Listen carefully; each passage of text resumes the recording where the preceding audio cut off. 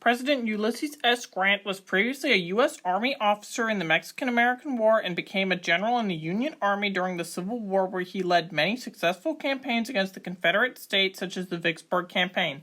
After the war and after Lincoln's assassination, Grant toured the South during his commanding generalship, where he was in favor of Reconstruction and broke away from President Johnson's policy of speedy reconciliation with the Confederacy. Grant consistently broke from Johnson's ideas of leniency towards the South and overruled Johnson's vetoes as he enforced the 1866 Civil Rights Act as well as other policies of Reconstruction. He privately called Johnson a national disgrace to the United States, and Grant was very popular and would win the Republican primary in the 1868 U.S. presidential election as well as the 1872 presidential election for a second term. During Grant's 2 terms, he oversaw the passing of the 15th Amendment, which prohibited the infringement of the right to vote based on race. He encouraged equal treatment towards Native Americans and supported Jewish communities that were oppressed by Alexander II in Russia as well as in Romania. Grant's first term saw the continuation of the Monroe Doctrine to keep Europeans out of Latin American affairs, and the 1871 U.S. expedition to Korea, as well as the annexation of Santo Domingo, and of course the crackdown on the Klan in the South to the point where they became pretty non-existent until the presidency of Woodrow Resegregation Wilson. While other reforms took place, his second term began to tarnish his reputation as he was hit with the economic panic of 1873, and his administration, mostly members of his cabinet, were plagued with corruption charges.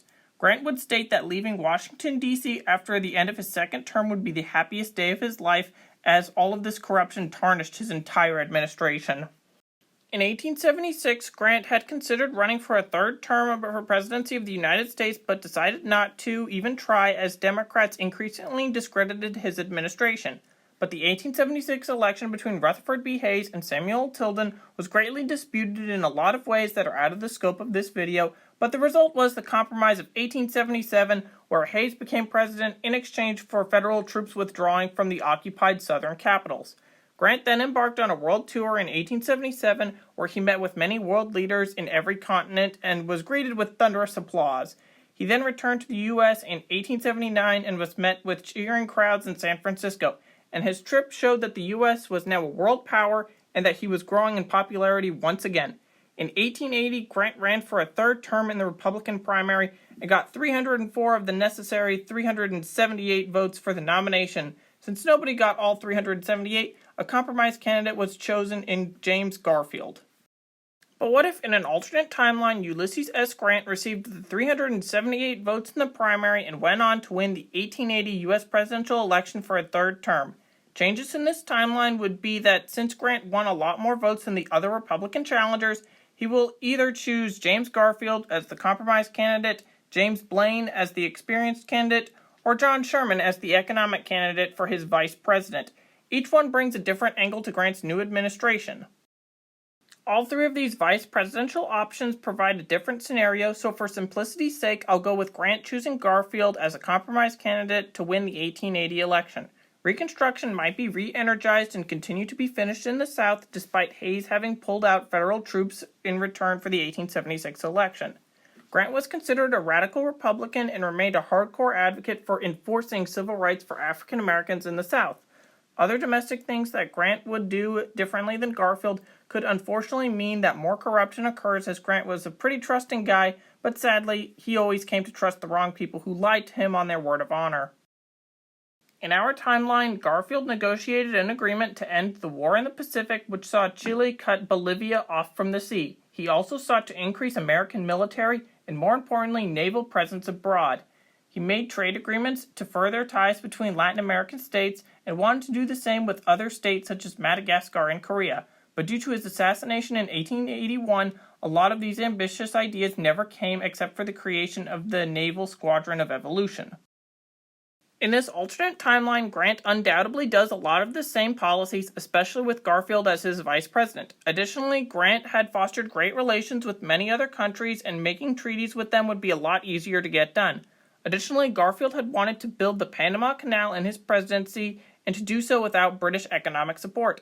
In this timeline, I feel like Grant might be able to start construction on the canal, but would not be able to finish it in the early 1880s. That just would not happen. Shooting back to our timeline, President Garfield had been assassinated in 1881 and was immediately succeeded by his Vice President Chester A. Arthur.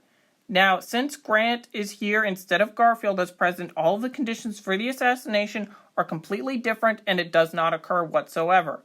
Now, one thing that Arthur's administration did that would be changed having Grant as president at the time would be that the Chinese Exclusionary Act is not signed.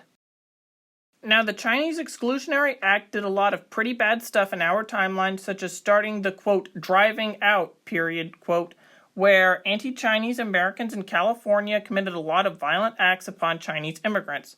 Also, the act had a pretty negative impact on the American economy without employment of Chinese laborers, and it put U.S.-China relations into the crapper when they had previously been pretty good. In this alternate timeline, none of that happens.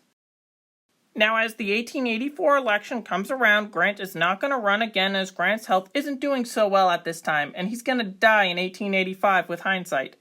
But the question becomes who will succeed him. I'd say Garfield gets the Republican nomination against either Grover Cleveland or some Democrat who wants to end Reconstruction again. And I think that Garfield would probably lose to Cleveland, and Cleveland is followed by Blaine in 1888 and 1892, with having Benjamin Harrison as vice president, to probably be followed by McKinley in 1896. That's just a somewhat random prediction, but the point is that Grant is the first non-consecutive president and three-term president in U.S. history. And on that note, I'll end this scenario. What do you think would have happened had Ulysses S. Grant been elected to a third term in 1880? Write in the comments, and thank you for watching.